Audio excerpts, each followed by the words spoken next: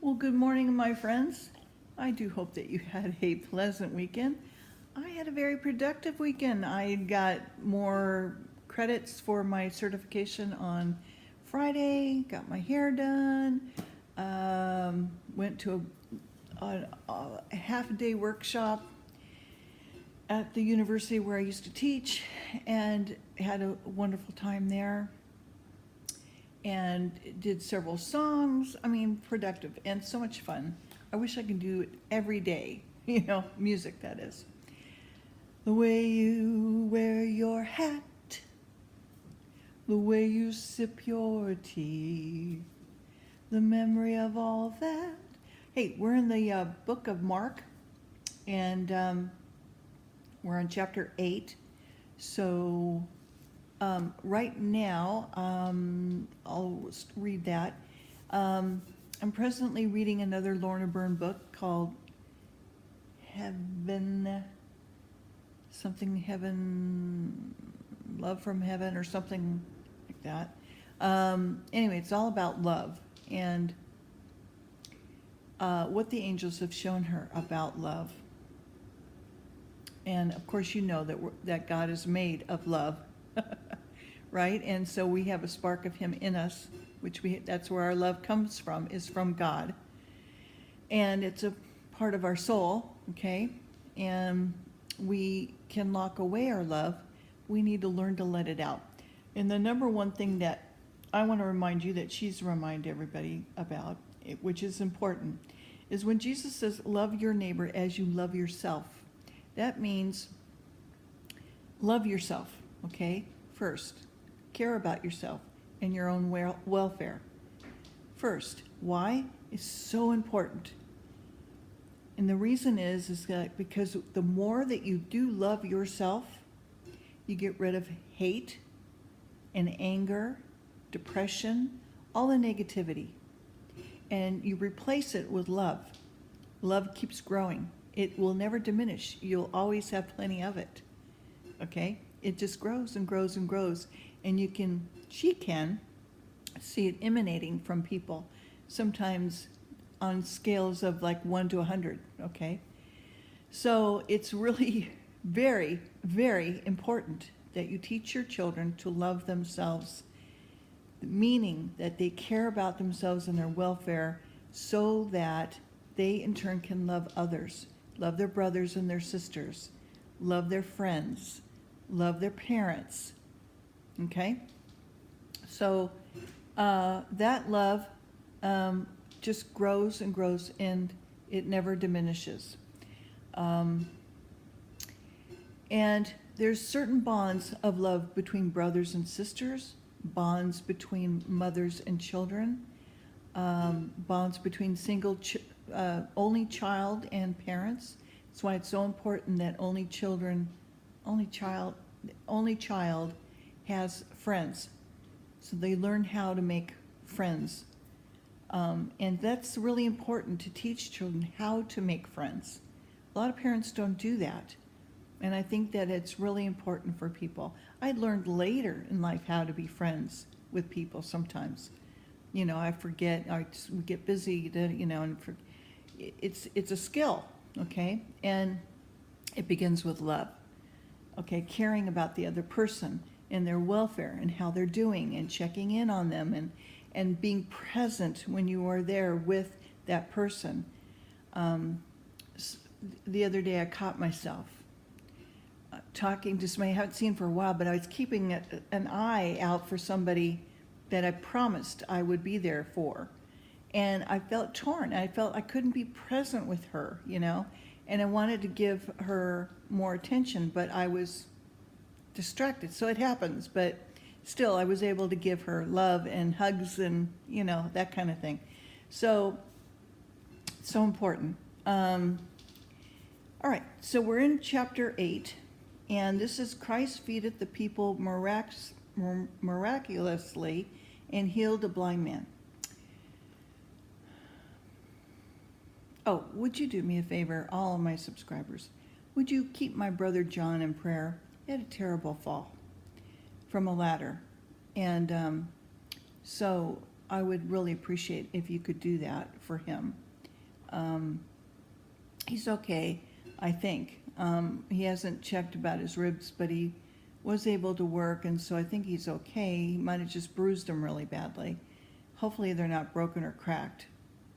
But how does he know? He hasn't had an x-ray because he doesn't have any medical, because. So anyway, just if you would, that would be great. Okay, so thank you. And in the days, the multitude being very great, having nothing to eat, Jesus called his disciples unto him and said unto them, I have compassion on the multitude, because they have now been with me 3 days and have nothing to eat. And if I send them away fasting to their own houses, they will faint by the way. They won't make it. And for the diverse of them came from afar. And his disciples answered him, From whence can a man satisfy these men with bread here in the wilderness? There's not a 7-Eleven around, okay? And he asked them, How many loaves have you? And they said 7. And he commanded the people to sit down on the ground, and he took the 7 loaves and gave thanks and break and gave and gave to his disciples to set before them. And they did set them before the people. And they had a few small fishes, and he blessed and commanded to set them before them. So they did eat, and they were filled, and they took up the broken meat that was left, 7 baskets. And they had eaten and were about 4,000, and he sent them away. And straightway he entered into a ship, and his disciples came to the parts of Dalmanutha.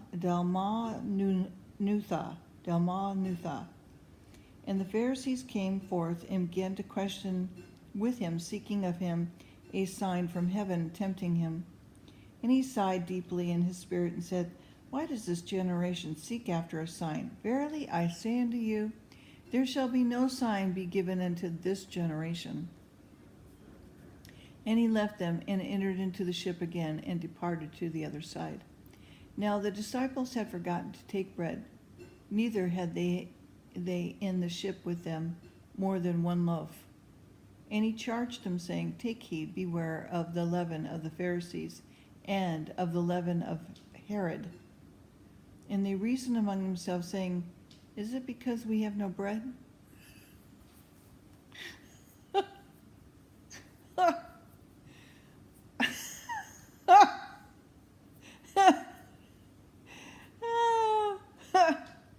Oh my.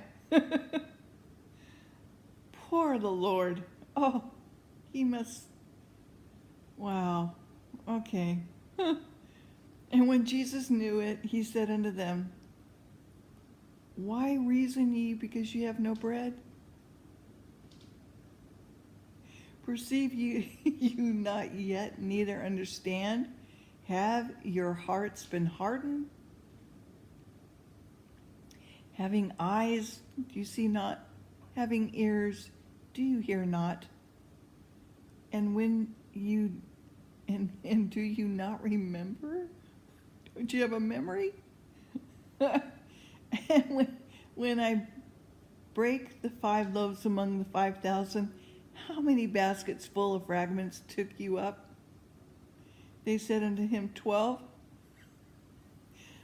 And then the 7 among the 4,000, how many baskets full of fragments took you up? And they said, 7. And he said unto them, How is it that you don't understand? And he came to Bethsaida, and they brought a blind man unto him, and besought him to touch him. And he took the blind man by the hand, and he led him out of the town. And when he had spit unto his eyes and put hands upon him, he asked him if he saw aught. And he looked up and said, I see men as trees walking. After that he put his hands again upon his eyes and made him look up, and he was restored, and saw every man clearly. And he sent him away to his house, saying, neither go into town nor tell it to any in the town. And Jesus went out and his disciples unto the towns of Caesarea Philippi. And by the way he asked his disciples, saying unto them, whom do the men say that I am? And they answered, John the Baptist. But some say Isaiah, and others say one of the prophets. And he said unto them, but whom do you say that I am? And Peter answered and said unto him, thou art the Christ.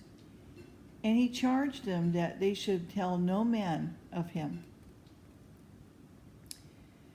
And he began to teach them, the Son of Man must suffer many things, and be rejected of the elders, and of the chief priests and scribes, and be killed, and after 3 days rise again. And he spoke that saying openly, and Peter took him and began to rebuke him. But when he had turned about and looked at his disciples, he rebuked Peter, saying, get thee behind me, Satan, for thou savorest not things that be of God, but of things that be of men. Now, he calls Peter Satan, okay? And Judas Iscariot also is considered a Satan, if you will. And both did evil, okay? So something to think about. Anyway, all right. And when he called the people unto him, and his disciples also, he said unto them,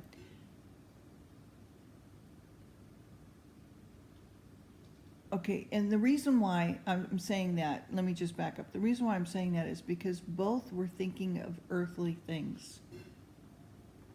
Okay? Peter was thinking earthly things. He wasn't thinking of heavenly things. And either was Judas Iscariot. They're both thinking of earthly, materialistic, selfish, earthly things, not heavenly things. And when he had called the people unto him, and his disciples also, he said unto them, whosoever will come after me, let him deny himself and take up his cross and follow me. And whosoever will save, now it doesn't mean literally, pick up a cross and start walking, like some people I've seen. God bless them. But it does mean that daily we make a decision every day to follow God and to be loving. Every day we take up that to follow Christ in his way. Okay. For whoever will save his life shall lose it, but whoever shall lose his life for my sake and the gospel's, the same shall save it. For what shall it profit a man if he shall gain the whole world and lose his soul? I'm just thinking of that song. Lose my soul. Okay, or what shall a man give in exchange for his soul? What can you give in exchange for God? Because our soul is from God, right? Nothing. So whoever therefore shall be ashamed of me and of my words in this adulterous and sinful generation, of him also shall the Son of Man be ashamed when he's come into the glory of the Father with the holy angels. Okay, I need to stop there. These chapters are long and I talk a lot. So, next video will be in chapter 9. Hopefully I'll have time for one more video before I have to skedaddle. And I hope that you have a blessed day. I hope your weekend was good. Leave me a line if you can when you're able. I love to hear from you guys. Thank you for my new subscribers. I appreciate you very much. Leave me a line. Tell me who you are when you can. And leave me a comment. You can check out my tunes that I did, they're, one's from 1937. There's a Cole Porter tune and Gershwin.